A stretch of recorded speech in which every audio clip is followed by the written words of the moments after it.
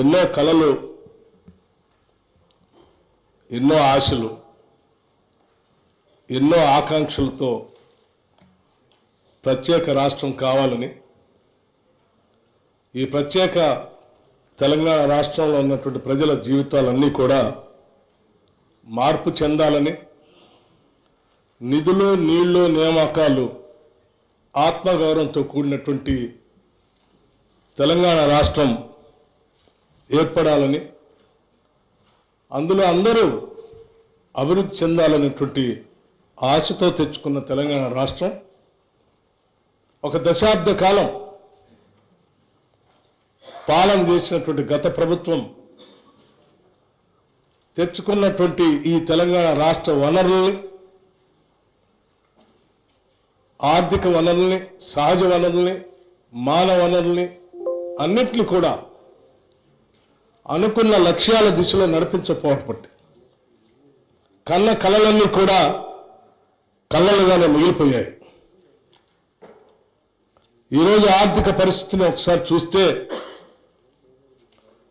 చివరికి రోజువారీ ఖర్చులకు కూడా వేస్ అండ్ మీన్స్ ద్వారానో, ఓడి ద్వారానో డబ్బులు తెచ్చుకొని పాలన చేసుకోవాల్సినటువంటి దుస్థితిలో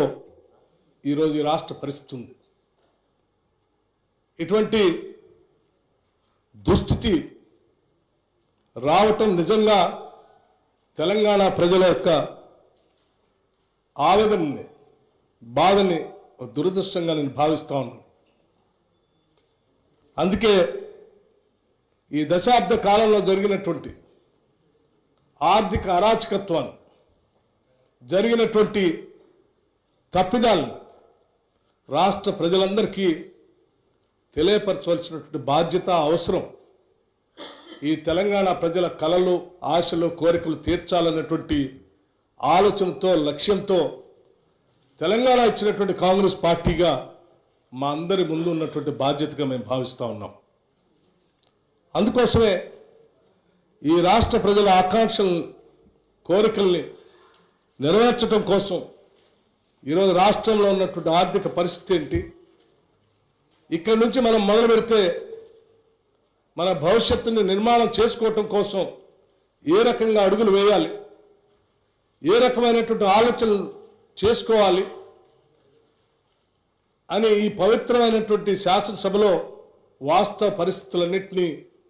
ఈ సభ దృష్టికి, సభ ద్వారా రాష్ట్ర ప్రజలకు కూడా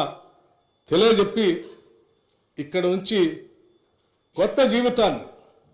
మార్పును కోరుకుంటూ ఒక అద్భుతమైనటువంటి ప్రజలు ఇచ్చినటువంటి తీర్పుకి సహేతుకమైనటువంటి పాలన అందించాలన్నటువంటి ఆలోచనతోనే ఈరోజు ఈ శ్వేతపత్రాన్ని,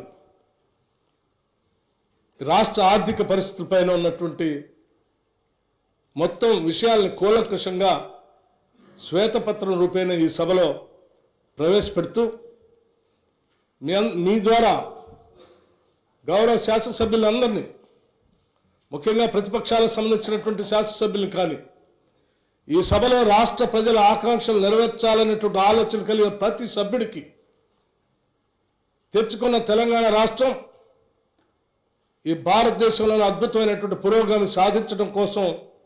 మనందరం ప్రయత్నం చేయాలనే ఆలోచన కలిగిన ప్రతి సభ్యుడికి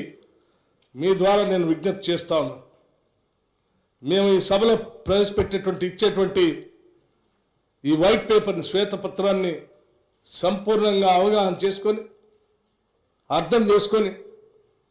భవిష్యత్తు కోసం, ఈ రాష్ట్ర ప్రజల అందరి అభివృద్ధి కోసం